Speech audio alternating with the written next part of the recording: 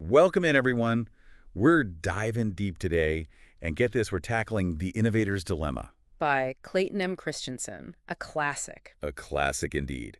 And it's not just us geeking out over it. Even Tim Cook, the big guy at Apple, he says it's a must-read. Seriously influential book. Talk about perfect timing, though, right? We're starting this deep dive right as Mercury Retrograde is kicking off, March 15th, 2025. Uh-oh, tech acting up already. Well, you know how it is. Emails going astray, maybe Siri's having a moment. Makes you wonder if the universe is trying to tell us something. Right. Like maybe even the biggest companies can hit a wall when new tech comes along, just like Christensen talks about. So are you ready to see how this all connects? How Christensen's ideas can help you navigate not just the tech world, but maybe even this Mercury retrograde? Let's do it. I think a lot of people are feeling this right now. So let's break down the book a bit. What's this disruptive innovation all about? Well, Christensen, he really nails it with this idea. It's like a new technology or a new way of doing business comes along. It might seem small at first, unimpressive maybe, but it ends up, Changing everything. changing everything. Exactly. Got an example that comes to mind? Think Netflix versus, Blockbuster. You remember Blockbuster? Ours? Video rentals, Friday Night Ritual. Right. They were the kings.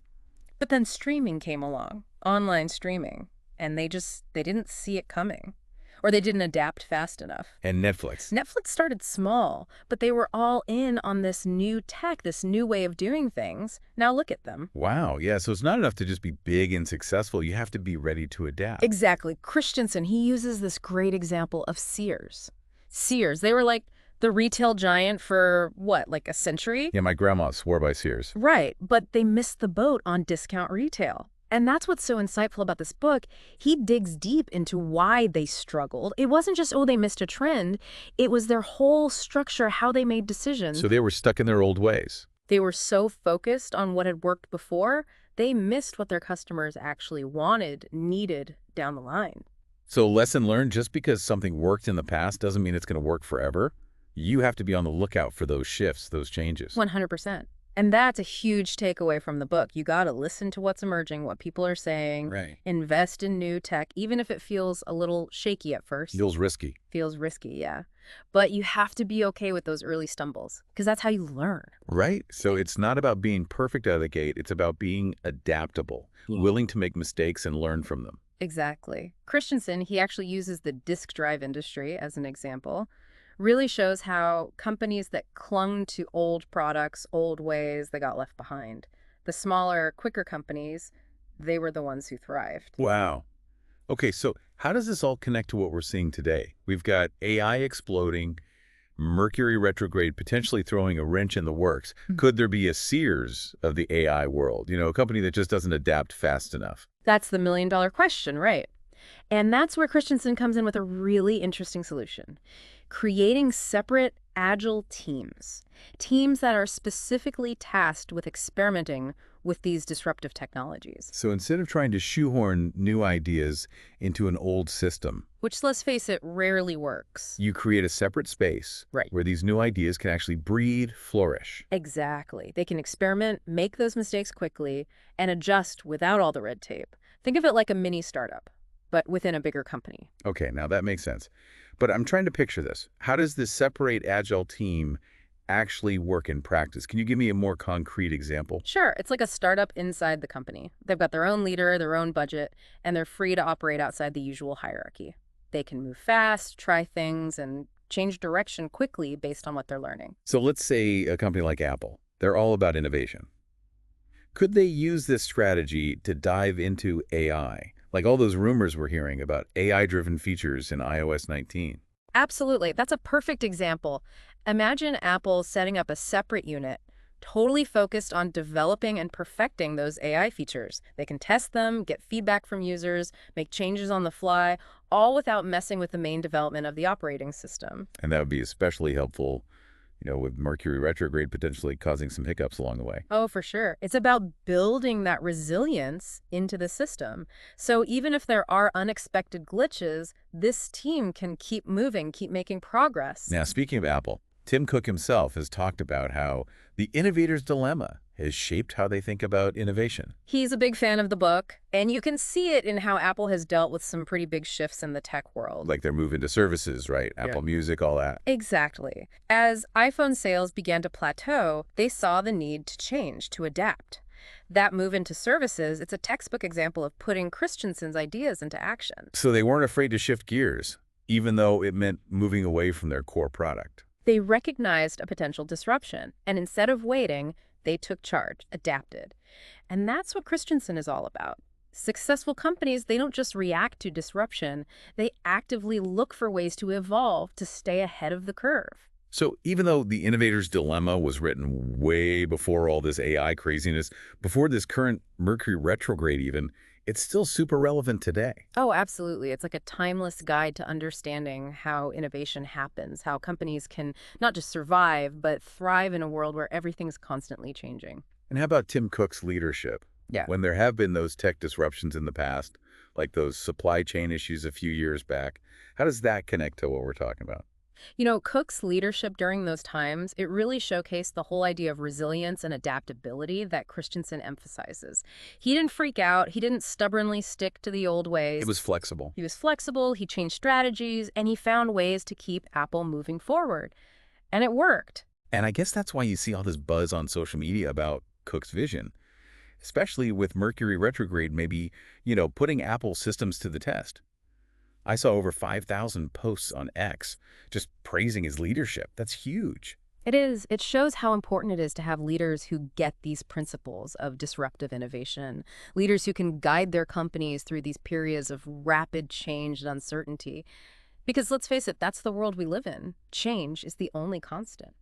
So here we are, right in the middle of Mercury retrograde. Everyone's talking about potential tech issues, communication breakdowns. CNBC's even reporting widespread email delays already. And then we've got the innovator's dilemma, reminding us that even giants like Apple need to be ready for anything. It's like a real-time case study is unfolding, isn't it?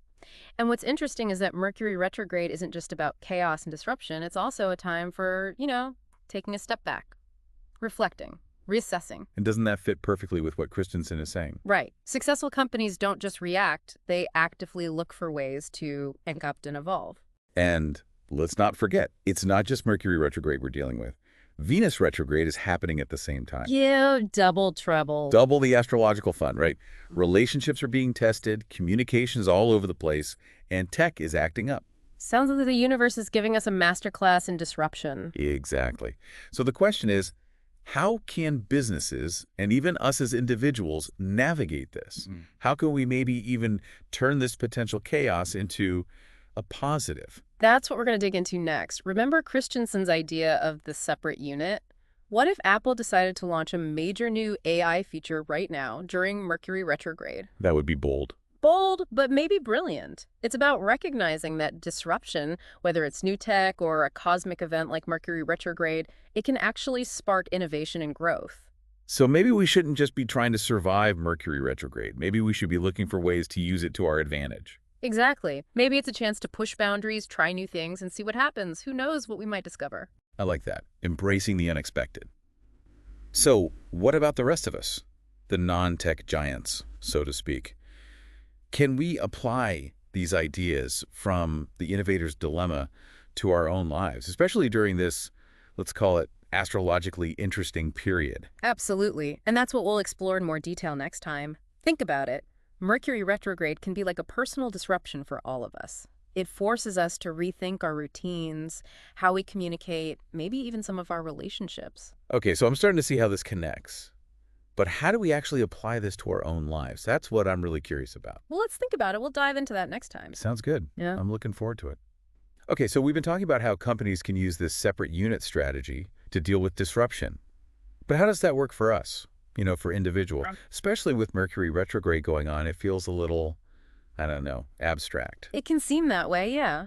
But it's actually pretty practical when you break it down. Think about the classic Mercury retrograde experiences. What comes to mind? Well, communication going haywire, for sure. Emails getting lost, misunderstandings. It's like everyone's speaking a different language suddenly. Exactly, and that impacts everything, right? Relationships, work, even just our own sense of direction. So This separate unit strategy, it's like creating a space, a mental space even, where you can step back from that chaos and focus on what really matters to you. So kind of like a mental innovation lab where we can work on our goals and not get bogged down by all the distractions. Exactly. It's a buffer zone where you can experiment, reflect, try new things, all without the pressure of immediate results or, worrying about what other people think. I like that. Giving ourselves permission to step off the treadmill for a bit and dedicate some time to personal growth. And that's where the agile part comes in. It's about being flexible, willing to change course as you learn, just like those separate teams in a company. So, okay, let's say I want to launch a personal project during Mercury retrograde. What would that look like using this strategy? Let's say you've always wanted to start a blog or write a book, but you keep putting it off. Not enough time, fear of failure, all the usual suspects. Using this separate unit idea, you'd set aside a specific time each day, even just 30 minutes. Disconnect from everything else and just focus on that project. So that dedicated time, that becomes my separate unit, my little space for creativity and innovation. You got it.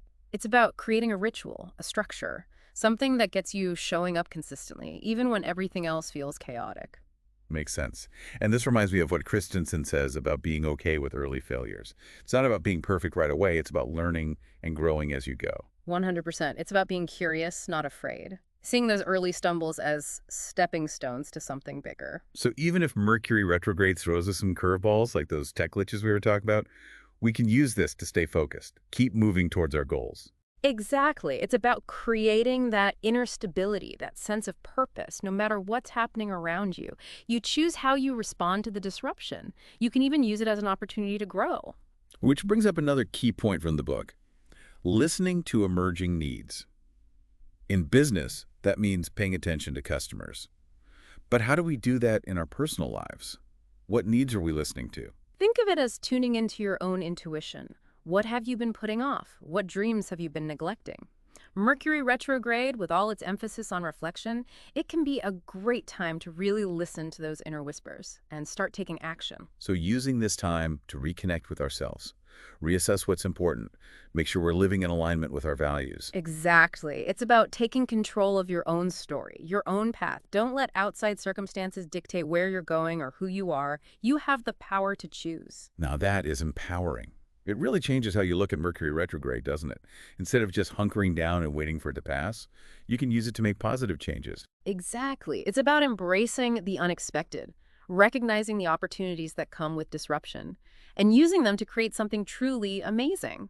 So even though the innovator's dilemma is about businesses, there are so many lessons that apply to our lives too, especially when you think about how much change and disruption we all face these days. Absolutely. It's a blueprint for understanding change, adapting, and ultimately thriving in a world that's constantly evolving. And what's really wild is that this book was written way before AI exploded, before this Mercury retrograde. But it feels so incredibly relevant to what we're experiencing right now, like Christensen could see the future. His ideas are timeless.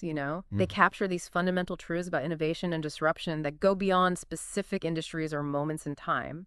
It's about understanding the patterns of change and then using them to your advantage, whether you're running a company or just living your life. So as we move into the final part of this deep dive, what's one thing you'd like our listener to walk away with? What's a key takeaway? Remember this. Disruption is inevitable. It's a constant. But we don't have to fear it. We can embrace it. See it as a chance to learn, to grow, and to create something new. And that's a message that's especially powerful right now during this Mercury retrograde. It's funny, right? We started talking about these big companies and disruptive tech. Now we're talking about personal growth, using Mercury retrograde to make changes. The innovator's dilemma really does apply to everything. It's true. Christensen's work, it goes way beyond business. It's about understanding change, how to handle it, whether we're talking about, the stock market or our own lives. And one thing that stuck with me is how important he says it is to be adaptable. Companies that are too rigid, too stuck in their ways, they get disrupted. Yeah. But what does that mean for us? How do we become adaptable in a world that feels, honestly, kind of crazy and unpredictable? It's all about that mindset, right? Being flexible, open, willing to learn as you go, accepting that change is going to happen. And being able to roll with those punches, that's what's important for pretty much everything these days. So not resisting change, not trying to control everything, but being open to new possibilities, even if they're a little scary. Exactly. It's having that growth mindset, believing you can learn, you can evolve, even when things get tough, actually, especially when things get tough. It's about seeing challenges as like opportunities, not threats. And that brings us back to that separate unit strategy. When we create that space for ourselves to think, to experiment, to grow, we're basically building up our adaptability muscles. We're giving ourselves the tools to handle whatever life throws at us. You got it. It's an investment in yourself, in your own development. Because being adaptable, that's like a superpower these days. It really is.